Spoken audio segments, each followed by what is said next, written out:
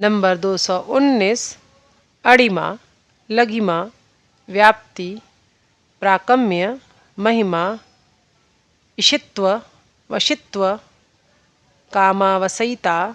योग शास्त्र के मतानुसार ये ही अष्ट सिद्धियां हैं। नंबर 220 योग साधन की सर्वोच्च अवस्था निर्विकल्प या सविकल्प समाधि की प्राप्ति के मार्ग में ये सब विभूतियाँ या अष्ट सिद्धियाँ भयंकर प्रलोभन स्वरूपी और अंतराय है। यदि साधक इनके वशीभूत हुआ तो वह नाना कामनाओं में बद्ध होकर केवल योग भ्रष्ट ही हो सो नहीं, इनके दुरुपयोग से अति नीच प्रवृत्तियों का उदय होता है और इंद्रिय कार्य की ही उनसे चरितार्थ होते हैं और स्वयं की स्वार्थ सिद्धि के लिए वह अनेक लोगों का सर्वनाश तक करता है और अधपतित होता है। परिणामतः उसकी यह सब शक्ति भी लुप्त हो जाती है। नंबर 221 योग साधन बड़ा कठिन है,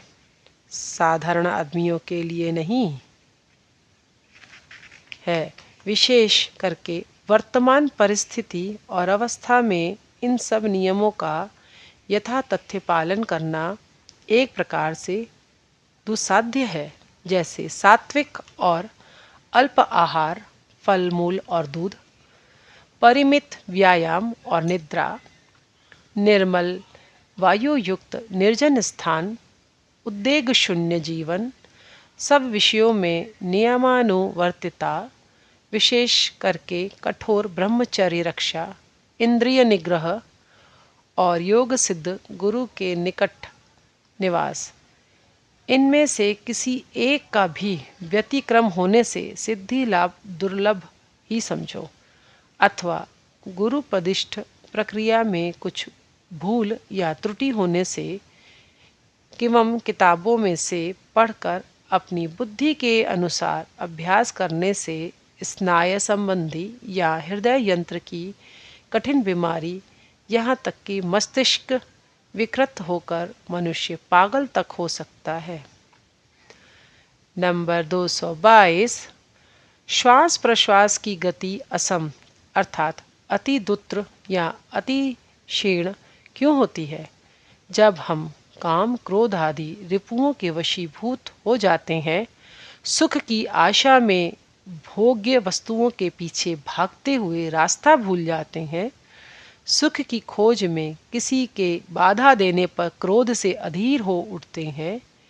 विफल होने पर निराशा सागर में डूब जाते हैं, सफल होने पर अहंकार के अतिरेक से पैर की जमीन को नहीं छूते, मोह में दिशा विदिशा का भी ज्ञान नहीं रहता, दूसरे का भला होते देखकर द्वेष से शरीर जलने लगता है, भारी विपत्ति में पड़कर भय से प्राण सूख जाते हैं, भावी विपत्ति की आशंका से चिंता में पिस जाते हैं, जब स्त्री पुत्रों के भरण पोषण और रक्षा के लिए उद्विग्न होते हैं, दुख और अभाव की ताड़ना से मोहमान हो जाते हैं, रोग की यंत्रणा से छटपटाने लगते हैं, प्रियजनों के शोक में जब सब दूर अंधकार ही दिखता है, धन संपत्ति के नाश से पागल हो उठते हैं, तब ही मन भयंकर चंचल होता है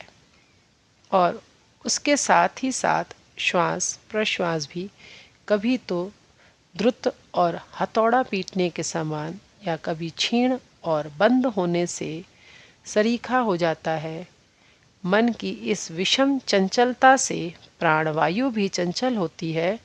रक्त संचार में भी गोलमाल हो जाता है। इन सब के मूल कारण को दूर न कर सकने पर, विषय वासनाओं में वीतराग न होने पर, पारमार्थिक चिंतन